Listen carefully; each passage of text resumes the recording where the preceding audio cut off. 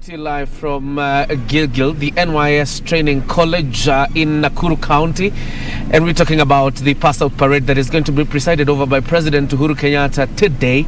7,000 recruits are graduating from this college, and I have James Omata, who is in charge of basic training and recruit, or rather what you call the recruitment process, and he's with us this morning, to talk more about the training that happens here. Thank you very much, James, for joining us this morning. Thank you. I mean, congratulations to you guys for the fantastic job you're doing here. 7,000 recruits graduating today is no mean feat. Correctly, you're right. First of all, welcome KBC. It's always a pleasure to have you. Yes. And we are happy that you always respond to our welcome. Now, 7,000 is a good number, but we do even more. Sometimes we do about 15, sometimes we do 20. So to us, 7,000 actually is a relief. Is a relief sometimes. Yeah. And tell us a bit about about the COVID-19 restrictions and how they have affected your training in this college since the year 2020, around March. Thank you very much.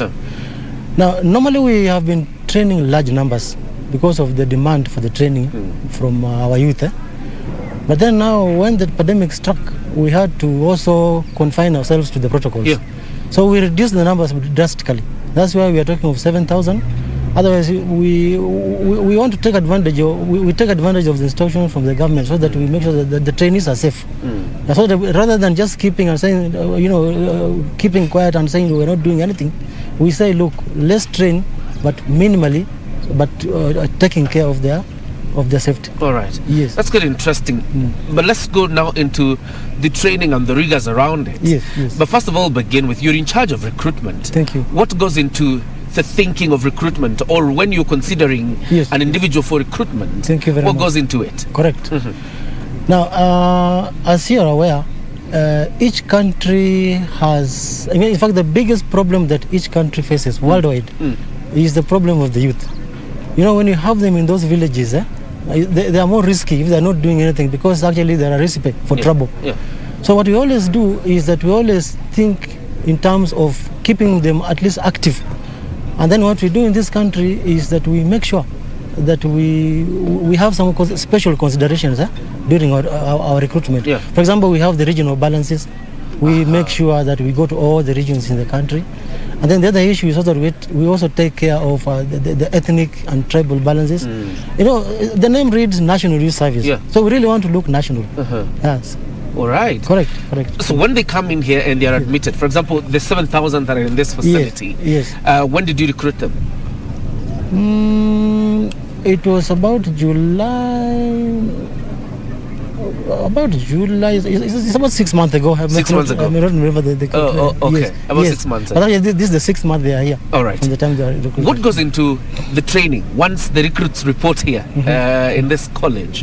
What goes into the training before they graduate? Before they graduate? Yes. First of all, I've just said that we pick these young men and women from the villages. And these are people who are not used to instructions. So what normally happens is that we try to transform these people from what the freestyle type of life to an orderly manner. So once they reach here, there are so many activities. We are talking of paramilitary. Paramilitary is about alertness. Paramilitary is about being ready for deployment, serving your nation, and engaging yourselves in one or two issues. So they're always busy. In fact, from day one, the time they reported, at our main gate, after the time they are graduating like today, they'll tell you they have never had a time of their own. They are always up and down, making sure that they're always alert and ready to take instructions.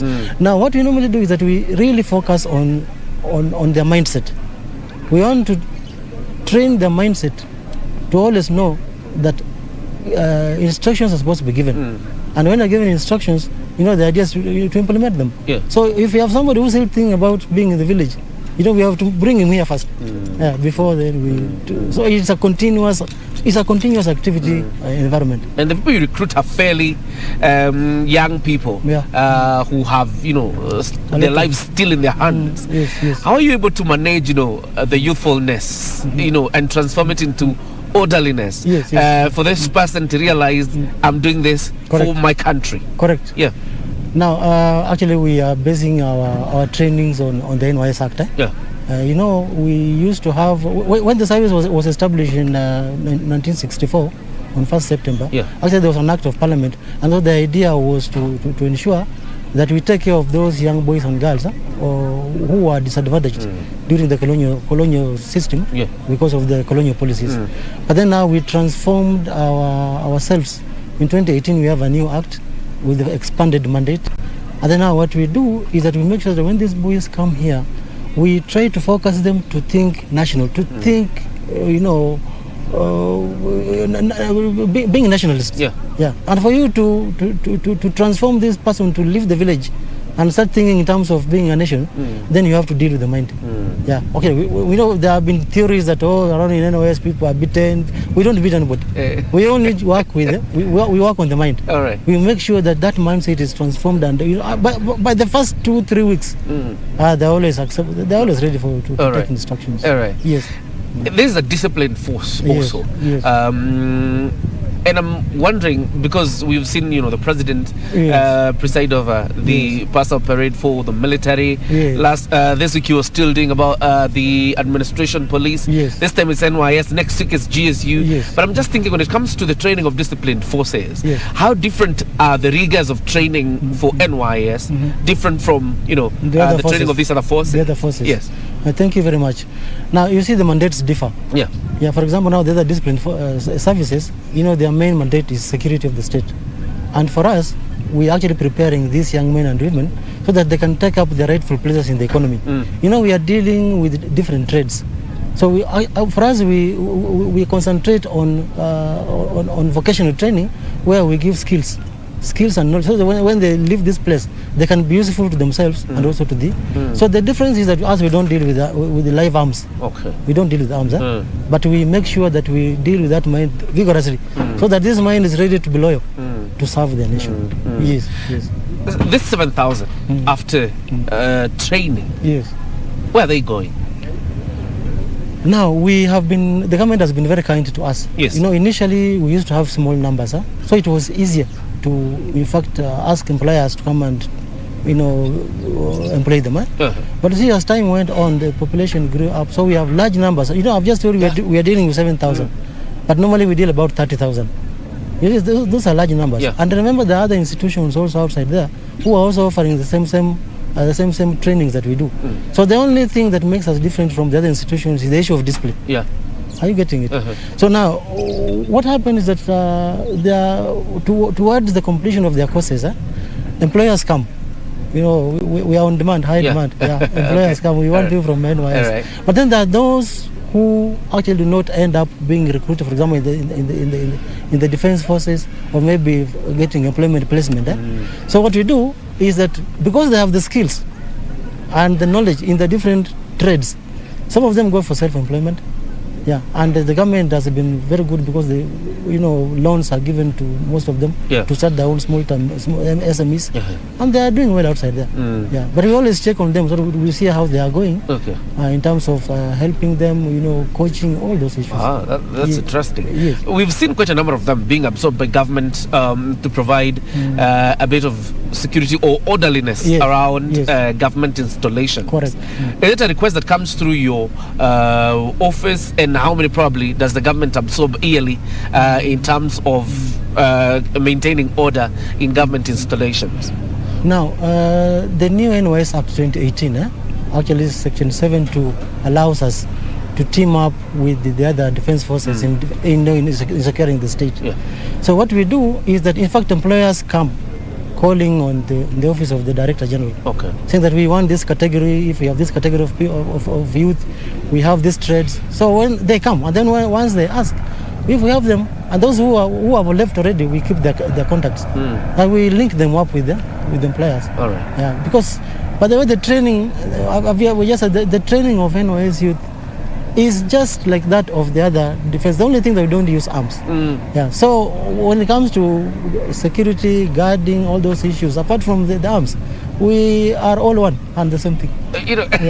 Let me take you back a little bit, because it's quite interesting. You don't use arms. What is the significance of the spade? It is a symbol of actually the type of engagements that they're supposed to do while in the service. For Okay. example, if you go to most of our stations, we have stations all over. Yeah, we do a lot of farming, we do a lot of animal husbandry, and other activities so that we can also act as role models to the local community. So the spade is a symbol of work, according to us. Yes. Yes. According to you. Yes. Once this recruits graduate after a rigorous training from the NYS college, Correct. does that mean then typically that this college is empty after they have graduated? No, it is never empty because activities here are continuous. Okay. Because, for example, now these ones are passing out today. Once they go out, now we have another training for our own officers, the instructors who take care of the recruits. We keep on updating ourselves on, changing dynamics. So we train our own people, and then also in the college here, we have other activities going on because we have a school of the catering school is here. Okay. The school of hospitality. We have so many activities taking place here. So there's no one time that this college will remain empty that we are waiting for recruits. All right. Quite an interesting thing you touch, when you talk about the school of hospitality. Yes. And that draws me still back to a question I had asked you about the training and the rigors of training in this college. Correct. You have the school of hospitality. Yes. What other skills are you imparting, or when you come here, is there anything you choose and you say, I'll major on this and not this? Thank you very much. Now, our training is fashioned in such a way that when these young men and women join NYS, the other requirements, the academic, the whatever. So when they do, we first of all have to brush up the villages from them, so that once they are here ready for training, now we allow them to choose trades of their own choice, because we have quite a variety. We have mechanics, we have plumbers, we have engineers, all of them. But now each of them will fit into each trade depending on their qualifications. So what happens is that once they are through with this general paramilitary training, we give them the second phase that they'll go out to the national, to the stations to do what we call national service for about 1 year. Then from there now the third phase is done. They now join the classes. The sweet thing about it is that once a serviceman or a servicewoman has joined NYS, we keep away the parent in terms of costs. The government takes care of everything: the training, how they sleep, how they should they be sick, all those issues we take care. So courses are actually awarded according to the qualifications and choice. All right. Yes. You talk about phases: paramilitary, national service. Correct. These ones that are graduating today, for example, have they already done national service, or they will do after today? In fact, what happens, my brother, is that, look, we have 3 phases. Phase 1 is now what they are completing. Today. We call it paramilitary training. This one now. Yes. What I've just told you, they have to come. We have to make them ready for service. In terms of loyalty, in terms of serving the nation.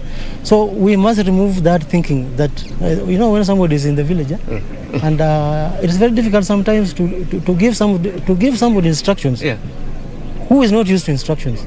So we have to make sure we prepare this part. This is the first phase. Then after this, now once they finish here, we'll take them to the second phase, which is now the national service. The national service. This is where they take. You've heard us. We are working on the Kenya railways. We are teaming up with the ports. The other day we were doing the port rehabilitation of the port, the Nanyuki Nairobi railway.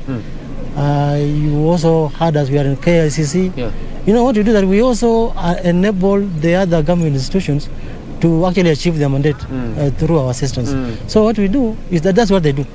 That's what we call the second phase. That's the second national phase. Service. Yes. All right. So that now they are serving the nation now. Then once they have done that, now we now transit them to phase 3, which is now the vocational training. All this time they are still under you. They are still under us. The discipline is the same. The monitoring is the same. What they do here, they do it all through until they exit from the service. So the third phase is now when we allow them to join our different schools. And we are happy the government has been so kind to us because of the large numbers. And our facilities don't expand. So they have allowed us to place some of them in the TVET institutions. So as we are talking now, we have our students, our NYS students, in the TVET institutions countrywide. The Sigalagalas, the polytechnics, and they're doing very well, by the way. Yeah. Yes. So you can see now, actually, it's an advantage to the parents and to the country, because what they would not have achieved at home, they come and get it through NYS. Yes. In national service, I'm just wondering, typical Kenyan, do they get paid? Now, these are purely volunteers. Okay. Yeah. This group that is the servicemen, they are purely volunteers. They offer themselves to serve their nation. So what we do is that we just give them some allowances. Yeah, but not really. No payment, but there's an allowance. Just allowances. All right. Yes. All this time, like you've said, they are under you. Yes. So typically, how long does it take for a recruit to finally be discharged from your responsibility or from your service? Correct. Yeah. Now this one takes about 2 or at most 3 years. At most 3 years. Depending now on the courses they take, because there are those who take diploma courses. And by the way, for those who are taking diploma courses, like for example the school of hospitality, you know, the syllabus and the curriculum is that of the National Examination Council. So we go by their requirements. 2 years, isn't it? So we said now if they have taken if they'll take 2 years in the training, and then there is this 1 year that they're taking for this paramilitary and national service, so about 3 years, somebody has managed to go through the national service. But there are those other trades, like for example the drivers. You know, we have the best drivers. The drivers, the artisans, those small courses. Those ones take less than 2 years. Now what we have been doing is that once they are through with the training, we either link them to prospective employers, or we ask them to leave us the details. With our data bank. Anytime the employers come calling, we summon them and they're employed. Like recently the KDF, I think it's last week. The KDF has done a lot of recruitment in our place. The other day we had Kenya prisons also doing the same. So every time we get an opportunity, we always summon them. And then we link them up with employers. Oh, very interesting. And I know most people typically at home, just like me, thought once you're done with the 6 months training, that's just it. You're discharged, and that's it. And clearly, it's a 2-3 year process before you're discharged from the service. But this, and I'm sure probably from your level and the level of the Director General, there's been engagement with government over this, and President Uhuru Kenyatta has also been clear on the same. About absorbing these people into the disciplined, into the armed forces, not the disciplined forces, because they're also disciplined force. Into the armed forces. Because every time there is recruitment, have you been able to engage government structurally, in the sense that once there's recruitment for KDF, for example, the administration police, GSU, or the regular police, that these people are considered first before you? Now, I think that's a bit tricky, because you see, even the other youth outside NYS, they are also Kenyan youth. So if we say they consider us first, it will be very unfair. But normally what happens is that there's a small slot that's normally given to us. Besides now the other recruitment countrywide. Also you get some They give us some slots.